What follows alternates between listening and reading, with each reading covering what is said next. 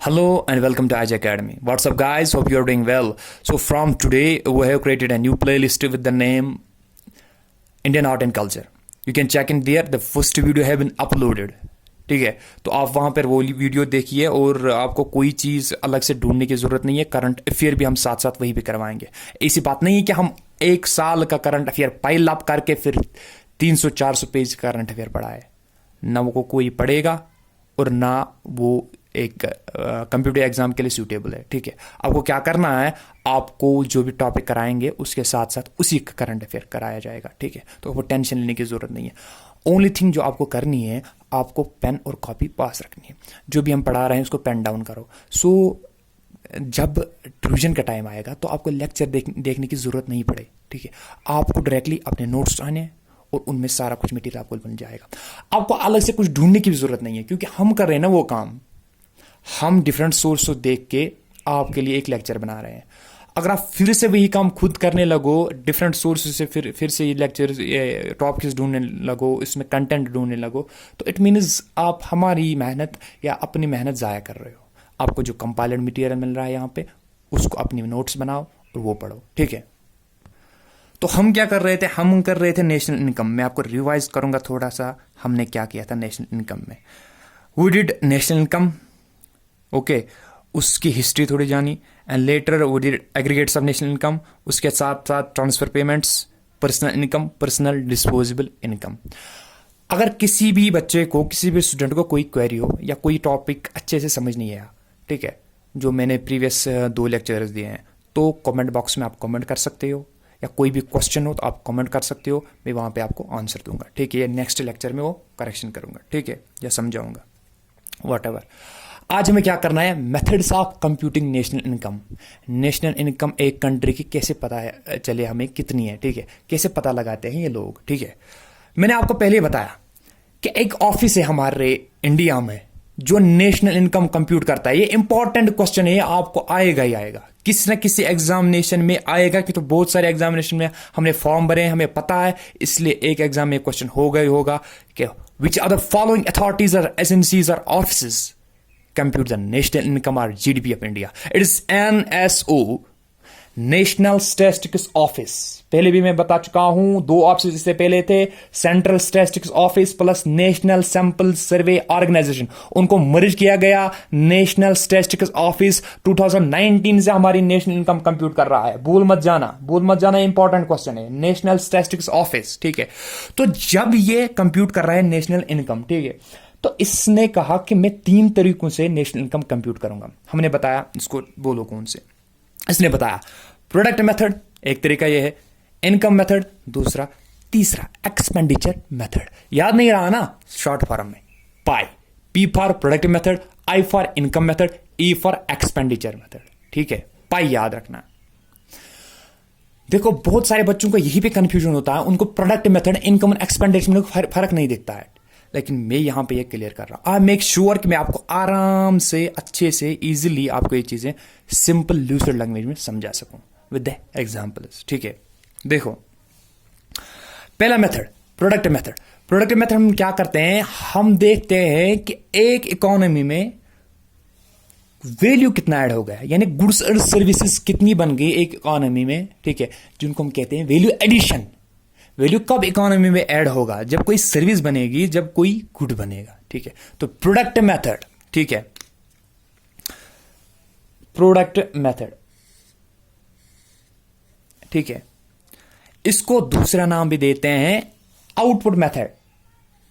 यानी जो चीज बन गई, जो सर्विस बन गई, फाइनली आउटपुट मेथड या value added method. Product method is also called as output method या वैल्यू एडेड मेथड. ठीक है, इसमें हम क्या करते हैं, जो आउटपुट हमारा बन गया, आउटपुट क्या बनेंगे, गुड्स या सर्विसेज. ये तो इनकम बना रहे हैं ना, गुड्स एंड सर्विसेज. जो हमारी गुड्स और सर्विसेज बनेंगी, जो गुड्स और सर्विसेज बनेंगी, उनकी वैल्यू हमें देखनी है. वही तो प्रोडक्शन प्रोसेस होगी ना. जब प्रोडक्शन प्रोसेस होगी तभी तो ये चीजें आएंगी ना. इसलिए हम कहते हैं आउटपुट मेथड. यानी आउटपुट क्या आया फैक्ट्री से. ठीक है, या वैल्यू एडेड मेथड। जब आउटपुट आएगा तभी इकोनॉमी वैल्यू ऐड होगा ना, तभी गुड्स ऐड होंगे, कभी सर्विसेज ऐड होंगे, ठीक है। इसलिए इसमें हम क्या करते हैं, वैल्यू ऑफ आउटपुट एस्टिमेटेड, जो आउटपुट निकला गुड फिनिश्ड गुड सर्विस, उसका वैल्यू क्या है, प्रोडक्ट मेथड यही है, प्रोडक्ट जो बन गया, ठीक है। देखो इसमें क्या करते हैं, हम कहते हैं, आराम से सुनो, हम कहते हैं जो जीडीपी है, जीडीपी एट मार्केट प्राइस, ये समझाऊंगा आपको, डरने की बात है, मैंने आपको कोई चीज ऐसी नहीं रखी है जिसमें कंफ्यूजन हो। इसलिए जीडीपी आपको पता है, एट मार्केट प्राइस क्या होता है, और दूसरा होता है फैक्टर प्राइस या फैक्टर कॉस्ट, वो मैं आपको बाद में समझाऊंगा। जीडीपी एट मार्केट प्राइस या जीडीपी आप अभी याद रखो, होता है किसके बाद बराबर होता है, वो होता है वैल्यू ऑफ 3 सेक्टर्स। पहले मैं बोल चुका, इकोनॉमी में 3 ही सेक्टर हैं, प्राइमरी सेक्टर एग्रीकल्चर का, सेकेंडरी सेक्टर मैन्युफैक्चरिंग का, टेरिशरी सेक्टर सर्विस। जो तीनों सेक्टर से जो गुड्स आएंगी उनकी value of 3 sectors minus value of intermediate goods.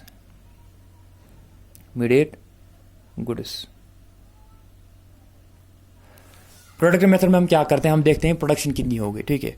तो प्रोडक्शन में क्या देखते हैं, फाइनल गुड्स एंड सर्विस की वैल्यू बताते हैं, ठीक है। अगर ये फाइनल गुड है या सर्विस है फाइनल, तो बीच में जो इंटरमीडिएट गुड्स लगी, इंटरमीडिएट रॉ मटेरियल लगा, वो तो माइनस करना है ना। फॉर एग्जांपल 5 लाख की हमें गुड्स एंड सर्विसेज बनी है, ठीक है, लेकिन उसमें रॉ मटेरियल कितना लगा, फॉर एग्जांपल 2 लाख का, ठीक है, 2 लाख के गुड्स इसमें कंज्यूम हो गए, ठीक है, लेकिन वो 2 लाख के गुड्स हमें माइनस करने हैं। क्यों माइनस करने हैं, क्योंकि वो इस 5 लाख में आ गया ना, ठीक है।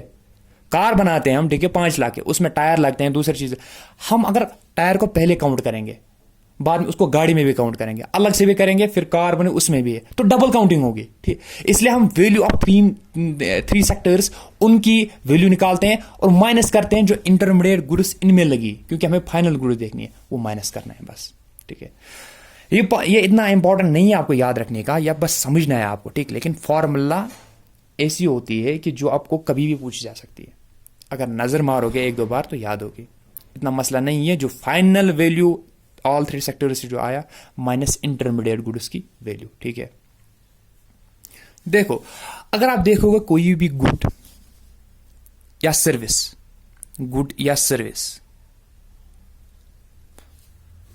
इसको फाइनल प्रोडक्ट बनाना है, फाइनल प्रोडक्ट, ठीक है, फाइनल प्रोडक्ट बनाना है, ठीक है। तो क्या इसमें फैक्टर्स ऑफ प्रोडक्शन नहीं लगेंगी, लैंड नहीं लगेगा, लेबर नहीं लगेगा, ठीक है, कैपिटल नहीं लगेगी, एंटरप्रेन्योरशिप नहीं लगेगी। सो ये चीजें इसमें लगानी जरूरी है अगर आपको गुड या सर्विस बनानी है, ठीक है।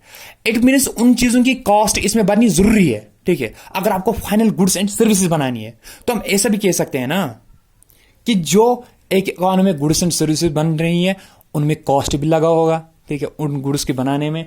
अगर आप कोई चीज बेचते हो 200 में, मतलब 200 का उसका कॉस्ट लगा होगा ना, ठीक है, मतलब जितनी की आप गुड बेच रहे हो उतना कॉस्ट भी लगा होगा, ठीक है। ये प्रोडक्ट मेथड में होता है, आपकी जितनी प्रोडक्शन होगी उतना उसमें कॉस्ट भी लगा होगा, ठीक है। ये होता है प्रोडक्ट मेथड। देखो अच्छे से समझाऊंगा, एग्जांपल ले लो, आपको तीनों मेथड्स खुद समझ आएंगे। देखो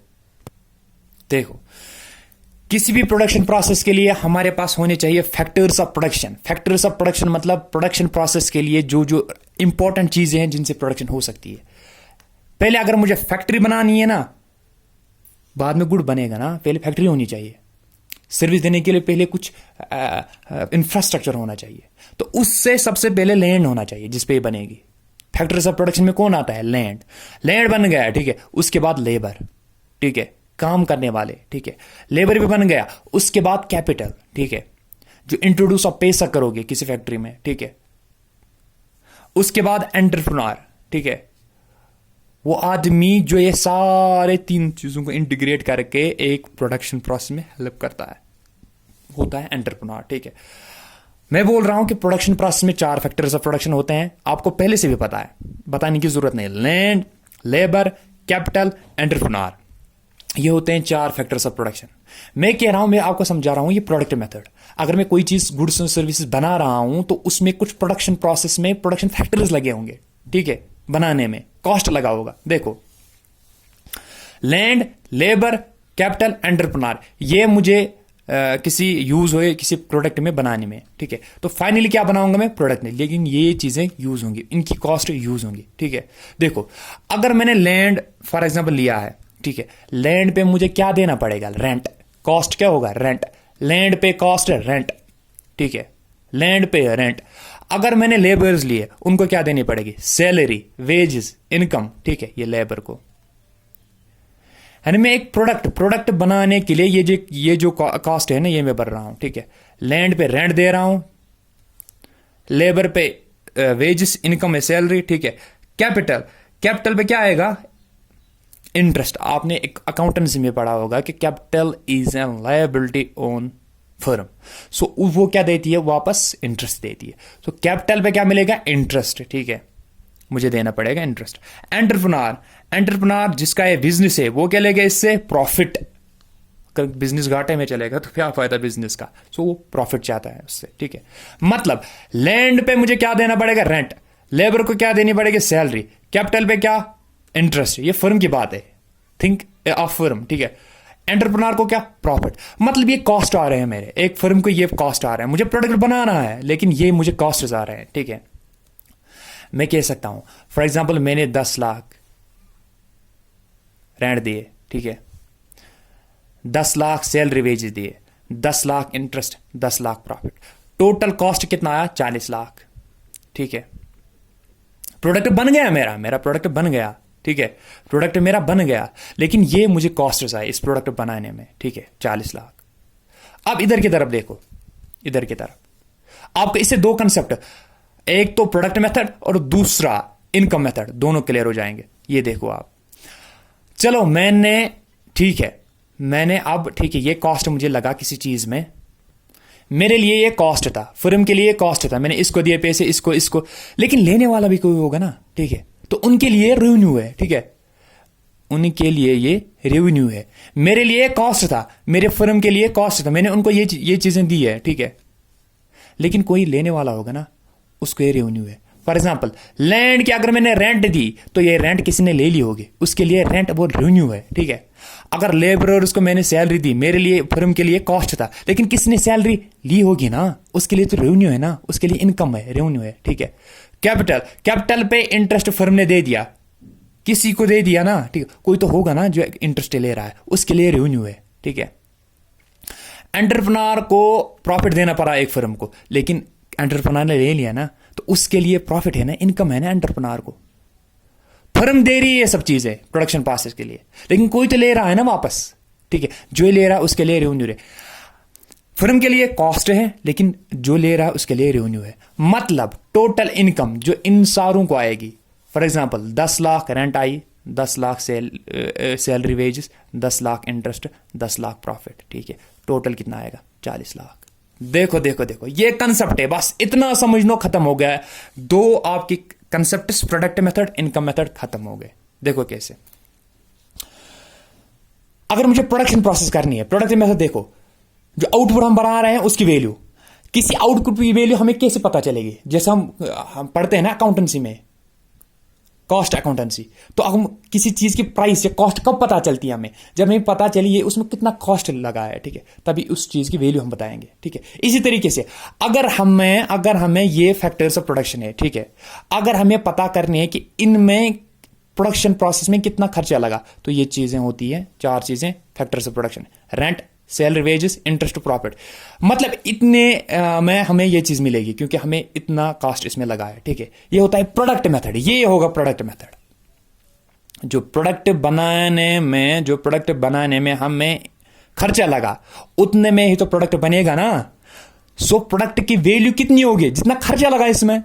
कॉमन सी बात है ना, कॉमन सेंस की बात। देखो प्रोडक्ट में खर्चा उतना लगेगा जितना हमने प्रोडक्शन प्रोसेस में खर्चा लगाया, ठीक है। मतलब प्रोडक्ट की वैल्यू इतनी है जितना खर्चा लगा, ठीक है, टोटल कॉस्ट। ये होता है प्रोडक्ट मेथड। प्रोडक्ट मेथड में हम क्या देखते हैं, value of output estimated, output की कितनी वैल्यू है, प्रोडक्ट बन गया कितनी वैल्यू, उतनी ही वैल्यू है प्रोडक्ट की जितना हमें कॉस्ट लगा उसमें, ठीक है। ये होता है product method, where we estimate the cost of production, ठीक है।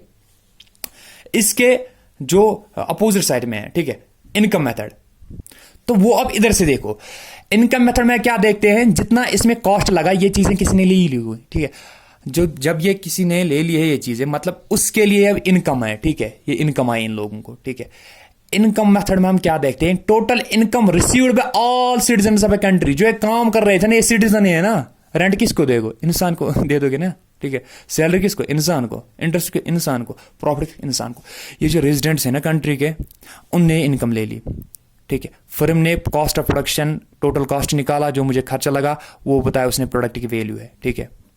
लेकिन जो इन्होंने इनकम ले ली वही तो प्रोडक्ट वैल्यू है, वो भी तो प्रोडक्ट की वैल्यू है ना, ये भी प्रोडक्ट की वैल्यू है, ये भी है, क्योंकि जितना खर्चा इसमें लगा उतना ही इन्होंने ले लिया।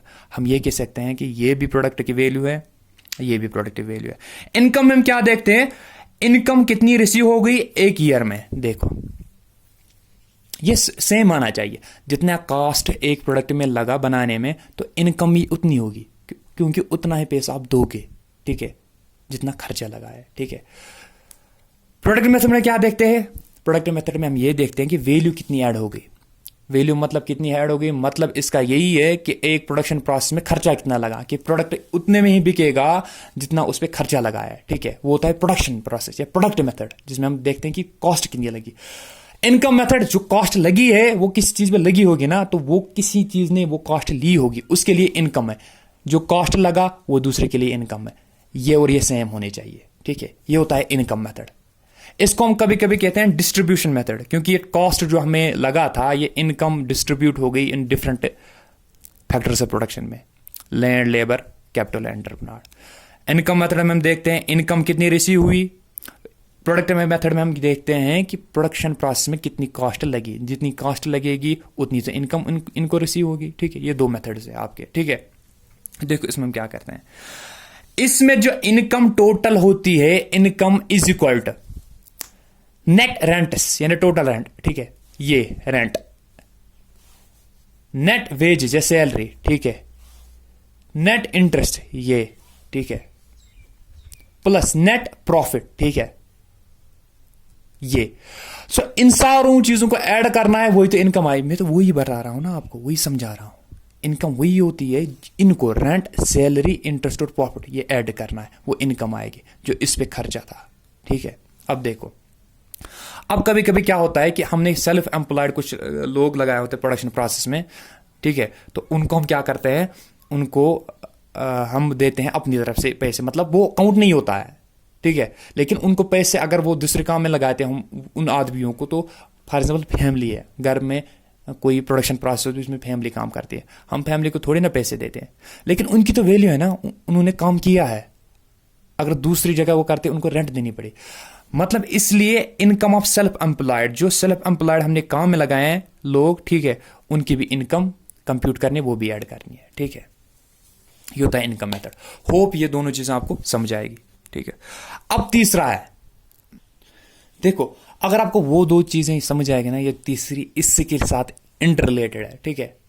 देखो इसमें क्या करता है, अगर इसमें इनको इनकम आ गई, ठीक है, टोटल इनकम, आपके पास इनकम आई है, ठीक है, आप इनकम को क्या करोगे, खर्च करोगे ना, ठीक है। तो एक्सपेंडिचर मेथड में यही होता है। कॉस्ट मेथड में क्या होता है, यानी प्रोडक्ट मेथड में क्या होता है, एक प्रोडक्शन प्रोसेस में जितना भी कॉस्ट लगा वही प्रोडक्ट की कॉस्ट होती है, वो प्रोडक्ट की वैल्यू होती है, वही बोलते हैं हम उसको प्रोडक्ट मेथड, ठीक है। इसके साथ साथ जो इनकम मेथड है, जो कॉस्ट लगा था वो किसी ने अर्न किया है, उनके लिए इनकम है, ठीक है। ये सेम आना चाहिए, कॉस्ट भी, प्रोडक्ट भी प्रोडक्शन प्रोसेस में, और टोटल इनकम भी, ठीक है। लेकिन अब किसी के पास इनकम आ गई है, मेरे पास इनकम आ गई है, तो मुझे क्या करना है, इनकम को मैं इनकम को खर्च कर सकता हूं, बहुत सारी चीजें कर सकता हूं। देखो इसमें क्या करते हैं एक्सपेंडिचर मेथड में, इसको हम कहते हैं, जिसे प्रोडक्ट मेथड में हम क्या कहते थे उसको वैल्यू एडेड मेथड, ठीक है। इनकम मेथड में डिस्ट्रीब्यूशन मेथड, एक्सपेंडिचर मेथड को हम क्या बोलते हैं, टोटल आउटले मेथड, ठीक है। देखो इसमें क्या करते हैं, जो इनकम रिसीव हो गई है एक हाउस होल्ड, एक पर्सन को, ठीक है, टोटल इनकम, उसका क्या होगा, देखो उसका क्या होगा। फॉर एग्जाम्पल अगर एक पर्सनल इनकम किसी को आ गई, ठीक है, वो क्या करेगा, स्पेंड करेगा गुड्स एंड सर्विस में। फैमिली में इनकम आ गई है, ठीक है, हमारा फॉर एग्जाम्पल फादर या फैमिली में कोई अर्नर है जो कि लेबरर है, तो उसकी सैलरी आएगी, वेजेस आएगी, ठीक है, सैलरी वेज, वो इसको क्या करेगा, सर्विसेज गुड्स लेने में खर्च करेगा। या अगर कंपनी को आ गई है इनकम, वो क्या करेगी? सेव करेगी या इन्वेस्ट करेगी फिर से। हाँ, कैपिटल फिर से इन्वेस्ट करेगी, मतलब खर्च करेगी, ये भी स्पेंड होता है। गवर्नमेंट, अगर गवर्नमेंट को आ गई इनकम, ठीक है, गवर्नमेंट बहुत सारी सर्विसेज देता है हमें, देता है ना। फॉर एग्जांपल एजुकेशन सर्विस देता है हमें, ठीक है, फॉर एग्जांपल हेल्थ सर्विस देता है हमें, ठीक है। तो गवर्नमेंट बहुत सारी सर्विसेज देता है, तो इसके साथ साथ उसको भी अर्निंग होगी, इनकम होगी। तो वो क्या करेगा? जब इनकम आएगी तो वो स्पेंड करेगा फिर से, ठीक है। चाहे इंफ्रास्ट्रक्चर में करेगा, कैपिटल, रेवेन्यू जो भी होगा उसमें करेगा स्पेंड गवर्नमेंट, ठीक है। उसके साथ साथ कुछ जो चीजें यहां पे बनी होंगी, फॉर एग्जांपल यहां पे कोई गुड बन गया, ठीक है, वो हमने एक्सपोर्ट किया। क्या किया? एक्सपोर्ट किया, ठीक है। तो उसका वैल्यू हमें क्या करना है? ऐड करना है, ठीक है, क्योंकि वो यहां पे नहीं रहा गुड, लेकिन हमारे कंट्री में बना था, तो प्लस करना है एक्सपोर्ट, ठीक है। लेकिन हो सकता है ना फॉरेन के कोई गुड यहां पे आए, यहां पे नहीं बनी थी, ठीक है, यहां पे नहीं बनी थी वो गुड या सर्विस, ठीक है। हम क्या कर रहे हैं? हम फॉरेन से वो गुड मंगवा रहे हैं, ठीक है, यहां पे नहीं बनी थी। इट मीन्स इंपोर्ट को हमें माइनस करना है। अगर मैं फार्मूला पे जाऊंगा तो ये है आपके साथ formula, GDP at market price, ठीक है, यानी जीडीपी मार्केट प्राइस में बाद में समझाऊंगा क्या होता है। जीडीपी वो होता है पर्सनल कंजप्शन, यानी पर्सनल जो इनकम आपने एक्सपेंड की, ठीक है, सॉरी ये हाँ एक्सपेंडिचर जिसका हुआ, इन्वेस्टमेंट कंपनी ने इन्वेस्टमेंट किया, गवर्नमेंट ने एक्सपेंडिचर किया, ठीक है, प्लस करना एक्सपोर्ट्स, क्योंकि कुछ चीजें यहां से बाहर जा रही हैं तो उनकी वैल्यू हमें ऐड करनी है क्योंकि वहां पे बन गई है वो। माइनस करना है इंपोर्ट्स, इसलिए माइनस करना है क्योंकि बाहर से कोई चीज बन रही यहां पे नहीं बनी थी, तो हमारा जीडीपी का हिस्सा नहीं है, वो माइनस करना है। याद रखना, personal income plus investment plus government expenditure plus imports minus plus exports minus imports, ठीक है। ये होता है तीसरा मेथड, एक्सपेंडिचर मेथड। कितने मेथड हमने किए? Product method, income method, expenditure method. Product method में क्या देखते हैं? प्रोडक्ट मेथड हम ये देखते हैं कि जो प्रोडक्शन प्रोसेस में खर्चा लगा हमें, उसमें प्रोडक्ट की वैल्यू निकलती है, वही होता है वैल्यू एडेड मेथड। जो प्रोडक्शन प्रोसेस में हमें खर्चा लगा वो किसी ने अर्न किया होगा, ठीक है, तो उसके लिए इनकम है। जितना खर्चा लगा वो इनकम। इनकम मेथड में क्या देखते हैं हम? इनकम कितनी अर्न होगी, ठीक है, एक फाइनेंशियल ईयर में, अकाउंटिंग पीरियड में, ठीक है। उसके बाद एक्सपेंडिचर मेथड, जब इनकम अर्न हो गई तो वो स्पेंड करेगा ना, वो एक्सपेंडिचर के फॉर्म में आएगा, ठीक है, हम उसको स्पेंड करेंगे, ठीक है। तो वो तीनों चीजें अगर आप देखोगे तो एक्सपेंडिचर भी 40 लाख से होगा, क्योंकि इनकम 40 लाख थी, कॉस्ट 40 लाख था, एक्सपेंडिचर भी 40 लाख होगा, ठीक है। इंपॉर्टेंट पॉइंट है कि 2020 में इंडिया का जीडीपी जो था वो था 134.4 लाख करोड़, ये याद रखना। इंडिया का जीडीपी 2020 में था 134.4 लाख करोड़, ठीक है, ये होगा आपका। अब मैं आपको एक इंपॉर्टेंट कंसेप्ट देता हूं, रियल जीडीपी और नॉमिनल जीडीपी क्या होता है, और इसके साथ साथ जीडीपी डिफ्लेक्टर क्या होता है। Okay, real GDP, nominal GDP, GDP deflector. देखो, रियल जीडीपी को हम कभी कभी बोलते हैं जीडीपी एट कांस्टेंट प्राइसेस। डरना नहीं है, मैं आपको समझाऊंगा जीडीपी कांस्टेंट प्राइस क्या होता है। नॉमिनल जीडीपी को हम बोलते हैं, क्या बोलते हैं? GDP at current prices. GDP at constant prices real GDP, GDP at current prices nominal GDP, ठीक है। देखो इसमें क्या करते हैं हम रियल जीडीपी में, अच्छे से आपको समझ आएगी। हम क्या करते हैं, फॉर एग्जाम्पल मैं आपको समझाऊंगा नॉमिनल भी और रियल भी। फॉर एग्जाम्पल 2011-12 में हुआ था एक चीज, फॉर एग्जाम्पल हमारे पास 50 गुड्स थी, ठीक है, हमारे कंट्री में उस टाइम 50 गुड्स बनी थी 2011-12 में। प्राइस पर गुड थी 1 रुपया, ठीक है, तो उस टाइम का जीडीपी कितना था? 50, ठीक है। 2011-12 में 50 गुड्स बन गए, ठीक है, प्राइस पर गुड था 1, ठीक है। So what is the GDP now? It's 50, okay. Now in 2020 we have made 100 goods in both the methods, nominal GDP में, रियल जीडीपी में। इन 2020 हमने कितनी गुड्स बनाई? 100, ठीक है। प्राइस इधर भी कितना रखना है? 1 रुपया, ठीक है, कितना रखना है? 1 रुपया। क्योंकि हमें प्राइस वही रखना है, उसी की बेस रखनी है जो हमने पहले लिया था 2011-12, ठीक है। तो इस टाइम जीडीपी कितना आएगा, 100 इंटू 1 100 रुपीज, क्या आएगा 100 रुपीज, ठीक है। अब इसमें क्या होता है, सो हम क्या करते हैं रियल जीडीपी में, हम क्या करते हैं जो हमने कोई बेस ईयर रखा होता है, कोई फिक्स्ड ईयर, ये याद रखना आज के बेस ईयर को फिक्स्ड है ना, 2011-12 है आज का बेस ईयर। ये भी क्वेश्चन आ सकता है कि जीडीपी, रियल जीडीपी के लिए बेस ईयर कौन माना जाता है, 2011-12। बात चल रही है अभी 2017-18 को बनाया है, लेकिन अभी नहीं अप्रूव हुआ वो, ठीक है। अभी बना रहे हैं 2011-12 से जीडीपी बना रहे हैं, वही बेस ईयर है। मतलब जो उस टाइम गुड्स और सर्विसेज की प्राइस थी उसको सेम रखना है, ठीक है। तो इसका मतलब उस टाइम 50 गुड्स थे, 1 रुपये प्राइस थी, 50 रुपीज जीडीपी। अब जाहिर सी बात है गुड्स बढ़ेंगी क्योंकि ज्यादा मैन्युफैक्चरिंग हो रही है, ठीक है। 100 गुड्स बन गए, प्राइस वही रखना है जो उस टाइम का था, 1 रुपी, तो 100। जीडीपी उस टाइम बढ़ गया, हाँ 100 हो गया, ठीक है। अब ये होता है रियल जीडीपी, जिसमें हम देखते हैं जीडीपी एट कांस्टेंट प्राइस रखा ना हमने, फिर से वही प्राइस, 1 रुपये 2020 में भी, 1 रुपये 2011-12 में भी। ये होता है GDP at constant price same रखनी है, ठीक है। अब नॉमिनल जीडीपी होता है जीडीपी एट करंट प्राइस, जो अभी मार्केट में प्राइस चल रहा है। गुड्स सेम रखनी है। 2020 में रियल जीडीपी में गुड्स 100, 1 रुपी, क्योंकि प्राइस यहां पे 1 रुपी था, 1 रुपी 100 रुपीज टोटल जीडीपी। 2020 में क्या हो गया, नॉमिनल जीडीपी में 100 गुड्स सेम, 100 गुड्स ही रखनी है। लेकिन प्राइस, अब जाहिर सी बात है इन्फ्लेशन होती है, प्राइस वही ना रहेगा, ठीक है। प्राइस बढ़ता है, ठीक है, गुड्स की प्राइस बढ़ती है, महंगाई होती है, ठीक है।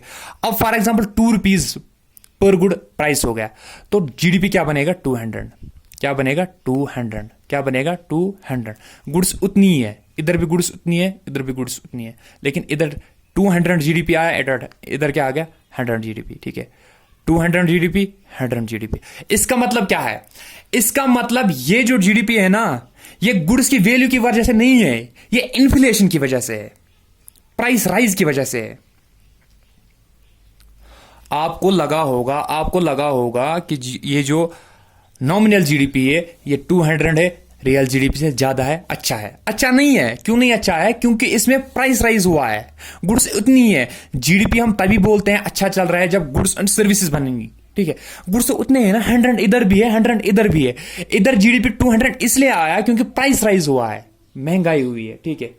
अगर महंगाई हुई तो महंगाई की वजह से जीडीपी अप हुआ है, लेकिन ये जो जीडीपी है ये रियल जीडीपी नहीं है, ये नॉमिनल जीडीपी है। रियल मतलब जो असल में गुड्स एंड सर्विसेज इंक्रीज हुई है, यहां पर गुड्स उतनी ही है, लेकिन क्या प्राइस राइज की वजह से 200 बन गया है जीडीपी, ठीक है। इसको हम कहते हैं जीडीपी एट करंट प्राइसेस, ठीक है। ये करंट ईयर की प्राइस है 2 रुपए, ठीक है। ये होता है फर्क नॉमिनल जीडीपी और रियल जीडीपी में। रियल जीडीपी में हम क्या करते हैं, हम कांस्टेंट प्राइस लेते हैं। अगर 2011-12 हमने बेस ईयर लिया था, उस टाइम जो प्राइस थी कमोडिटीज की, गुड्स एंड सर्विस की, वो इस टाइम भी रखनी है, ठीक है। तो जो जीडीपी आएगा रियल जीडीपी है। लेकिन नॉमिनल में क्या करते हैं हम, नॉमिनल में गुड्स तो इतनी ही बनेंगे ना, गुड्स तो इंक्रीज नहीं होंगे। जितना 2020 में गुड्स 100 है तो इधर भी 2020 है ना, गुड्स 100 ही होंगी, ठीक है।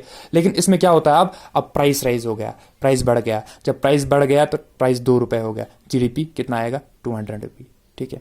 आप ऐसा याद रखो कि जो रियल जीडीपी है ना, it is always less than nominal GDP, ठीक है। रियल जीडीपी लेस होता है नॉमिनल जीडीपी से, यहां पे 100 रुपया 200, इसलिए क्योंकि नॉमिनल जीडीपी में इन्फ्लेशन होती है, इन्फ्लेशन को इंक्लूड किया जाता है। कल को क्वेश्चन आ सकता है ना कि इन्फ्लेशन इज एडजस्टेड, ठीक है, in which of the following, real GDP, nominal GDP, ठीक है। ये आपको देखना है किसमें इन्फ्लेशन आती है, किसमें इन्फ्लेशन नहीं आती है। इसमें इन्फ्लेशन का रोल होता है इसलिए जीडीपी ज्यादा आता है, इसमें इन्फ्लेशन कोई रोल नहीं है, ठीक है। ये होता है रियल जीडीपी। अब देखो बेहतर कौन है, रियल जीडीपी के नॉमिनल है। सीधी सी बात है, रियल जीडीपी बेहतर है, क्योंकि इससे असल में पता चलता है कि गुड्स 100 बनी है और वैल्यू भी 100 है। इसमें वैल्यू 200 है लेकिन गुड्स 100 ही है, ये प्राइस राइज की वजह से हो गया, ठीक है। तो जो अभी कंप्यूट कर रहा है, अगर आपको ये जानना होगा कि जो अभी एनएसओ है तो वो कौन सा डीजीपी निकाल रहा है, दोनों निकाल रहा है, लेकिन बेस्ट कौन है, रियल जीडीपी, इससे पता चलता है, ठीक है। तो nominal GDP is always greater than real GDP. इसमें इन्फ्लेशन का इफेक्ट आता है, मैंने बोला था। जो रियल जीडीपी ट्रू फिगर होती है, सच्चा यही होता है, ठीक है। अब क्या है, इसके साथ एक और चीज आती है जीडीपी डिफलेटर। जीडीपी डिफ्लेटर, यानी जीडीपी बढ़ गया कि कम हो गया, ठीक है। इससे हमें क्या पता चलता है, इससे हमें पता चलता है इन्फ्लेशन, क्या इकोनॉमी में इन्फ्लेशन की नहीं है, ठीक है। देखो कैसे पता चलता है। जीडीपी डिफ्लेटर क्या होता है, नॉमिनल जीडीपी, जाहिर सी बात ये ज्यादा है कि नहीं, nominal GDP divide by real GDP, nominal GDP divided by real GDP, ठीक है, nominal GDP divide by real GDP, ठीक है, इनटू 100 इन परसेंटेज, ठीक है।